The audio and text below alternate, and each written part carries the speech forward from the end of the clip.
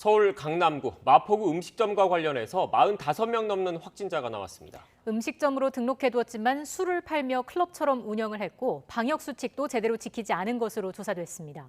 현장에 나가 있는 취재기자 연결합니다. 이준엽 기자.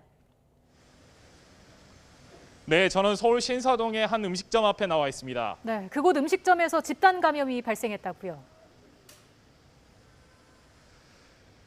네, 이곳과 관련해선 오늘 서울시에서만 8명이 추가 확진 판정을 받아서 총 45명 이상 확진자가 나왔습니다. 제 뒤에 지하로 내려가는 해당 음식점 입구가 있는데요.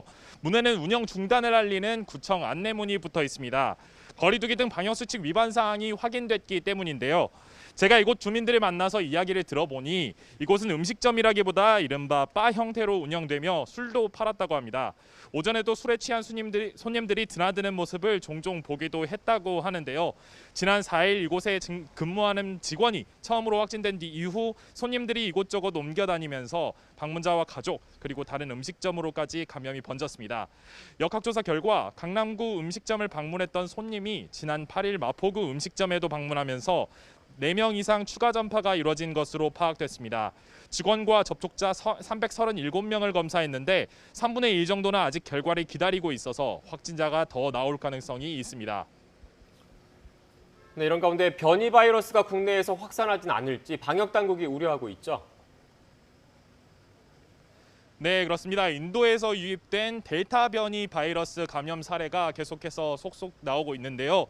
최근 누적 확진자 74명이 나온 인천 남동구 가족 학교 집단 감염 사례에서도 델타 변이가 확인됐습니다. 지금까지 최소 22명이 델타 변이 감염자로 확인됐는데 방역 당국은 확진자 전체를 예의주시하고 있습니다. 감염은 지난달 13일 전남에 사는 부모님을 만나고 온 남동구 주민에서 시작된 것으로 조사됐는데요. 이후 가족과 초등학교, 학원, 다시 가족, 같은 아파트 윗집 등을 거치며 최소 9차 이상의 감염이 발생했습니다. 델타 변이 바이러스는 영국에서 온 알파 변이 바이러스보다도 1.6배 높은 것으로 알려졌는데요.